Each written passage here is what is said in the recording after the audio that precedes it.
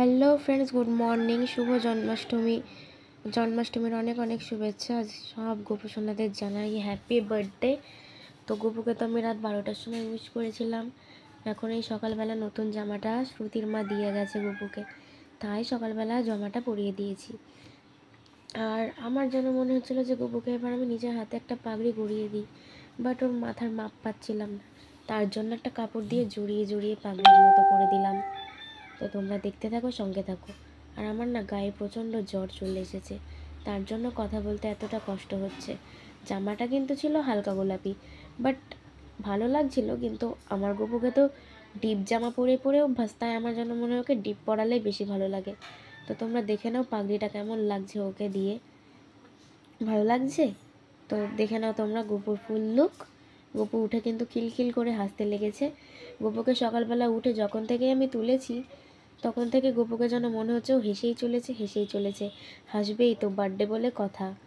তো এই দিকে দেখো, আজকে কিন্তু নিউ বেড কভার পেতে দিয়েছি বিছানায়, যেহেতু আজকে একটা স্পেশাল দিন, তার জন্য নতুন বেড কভার পেতে নিয়েছি একটা সেটের।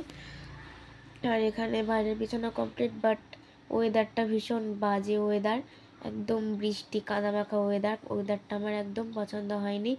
মা বললো খুব ভালো হয়েছে পাগড়িটা তৈরি করা, দুপুরবেলাতে আর একটা বানিয়ে দিস। আমি বললাম ঠিক আছে, দুপুরবেলা দেখবো, যদি পারি তো আর একটা বানিয়ে রাখবো, না হলে হবে না। তো আমি অন্য সময় গোপুর মাপের একটা পাগড়ি নিজের হাতে বেঁধে রাখবো। এই যে চলো এবার আমার জেঠির ঘরের গোপালগুলোকে তোমাদের দেখিয়ে দিই। এখানে কিন্তু দুটো গোপাল আছে, পিসির একটা, জেঠির একটা। তো এদেরকেও পাগড়ি করে দিয়েছি। এত ছোট গোপালের কি আর মাপ পাওয়া যায়? তাও আমি যেরকম পেরেছি করে দিয়েছি, কিছু তো করার নেই। তবে ছোট গোপালের পাগড়িটা বেশ ভালো লাগছে, মানে আমার পিসির গোপালেরটা খুব ভালো লাগছে কিন্তু দেখতে। দেখো, তো সমস্ত জোগাড়যন্ত্রী করা হয়ে গেল। এই যে এখানে জেঠি দাঁড়িয়ে আছে, চলো ঠাকুমার সাথে তোমাদের কথা বলিয়ে দিই। বলবো তো, আজকে তো বলার দিন। আজকে আমাদের গোপালের জন্মদিন হচ্ছে, আপনাদের সবার নিমন্ত্রণ। এইটাই বলাই। পাগড়িগুলো কেমন লাগছে? গোপালের পাগড়িগুলো খুব সুন্দর হয়েছে। গোপালের জন্য রজনীগন্ধার মালা আনা হয়েছে। মালা পরে আমার গোপালকে খুব সুন্দর লাগছে। আমার নাতনি সকালবেলা উঠে তিন গোপালের পাগড়ি করেছে। কটা গোপালের পাগড়ি করেছি? 3টে। মাপ পাচ্ছি না ছোট গোপালগুলা। এই ফোনটা ধর। কে ফোন করলো?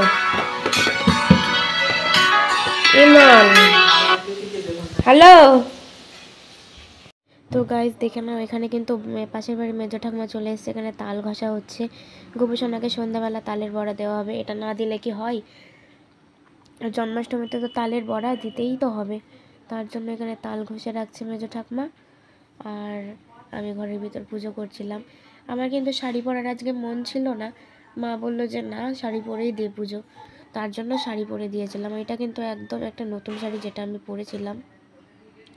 আর বিড়ালের খুব অত্যাচার জানো, বিড়াল ঘর থেকে বেরোচ্ছেই না। এই যে এই শাড়িটা আমি পরেছিলাম, এটা একদমই নতুন শাড়ি, জাস্ট ভেঙে পুজোটা দিয়েছি। আর এই যে সমস্ত কিছু করছে, এখনও গোপুর স্নান হয়নি, মহাদেবের স্নানটা করাবো। তো গাইজ দেখে নাও। তো চলো ততক্ষণ আমি মহাদেবের স্নানটা করে নিই, ততক্ষণ তোমরা দেখতে থাকো। আশা করি ভালো লাগবে। ভিডিওটা একটু কেটে কেটে দিচ্ছি আমি, নাহলে অনেক বড় হয়ে যাবে। তো আজকে আমার গোপুকে কেমন লাগছে অবশ্যই কিন্তু জানিও। আর তোমাদের জন্মাষ্টমী গোপুসোনাদের পুজো কেমন কাটলো সেটাও কিন্তু জানিও। আর আমার গোপুসোনাকে কমেন্টে কিন্তু বার্থডে উইশ করতে ভুলো না। আমার গোপুসোনাকে কিন্তু শুভ জন্মাষ্টমী বলে কমেন্ট করে তারপরে যেও, নাহলে গোপুর মন খারাপ হয়ে যাবে।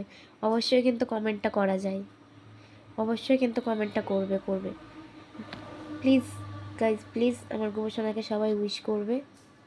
সো গাইজ দেখো, গোপুর এবার স্নান করার টাইম এসে গেছে। গোপুকে কি সুন্দর ফুলের মধ্যে আমি রেখে দিয়েছি। তো দেখো, এবার আমি গোপুকে দুধ দিয়ে স্নান করিয়ে দেব। এই যে দুধ ঢালার সঙ্গে সঙ্গে না আমার মনে হচ্ছিল গোপু যেন হেসে উঠলো। কি জানি এটা সবার সাথে হয় কিনা, বাট আমার সাথে প্রায়ই হয়। এই যে দেখে নাও কি সুন্দর আমার গোপু স্নান করে নিচ্ছে ফুলের মধ্যে। গোলাপ ফুলের পাপড়ি আর গাঁদা ফুলের পাপড়ি, দুটো ফুলের পাপড়ি দিয়ে ওকে পুরো আমি ফুলের মধ্যে রেখে দিয়েছি। আমার গোপালকে পুজো করতে ভীষণ ভালো লাগে, ভীষণ ভালো লাগে। তো চলো গোপসোনার স্নানটা করা দেখে নাও তোমরা, আশা করি খুব ভালো লাগবে। আজকের কিন্তু কোনো বাইরের কোনো কিছু দেখায়নি, অনলি ঠাকুরের জিনিস দেখিয়েছি তোমাদের, যেহেতু আজকে জন্মাষ্টমী সেই উপলক্ষে। তো দুধ দেওয়ার পর আর একবার প্লেন জল দিয়ে গোপুকে স্নান করে নিলাম। তো এইবার হচ্ছে মহাদেবের সেই স্নান করার মুহূর্ত, এই যে দেখে নাও মহাদেবকেও দুধ দিয়ে স্নান করিয়ে নিলাম।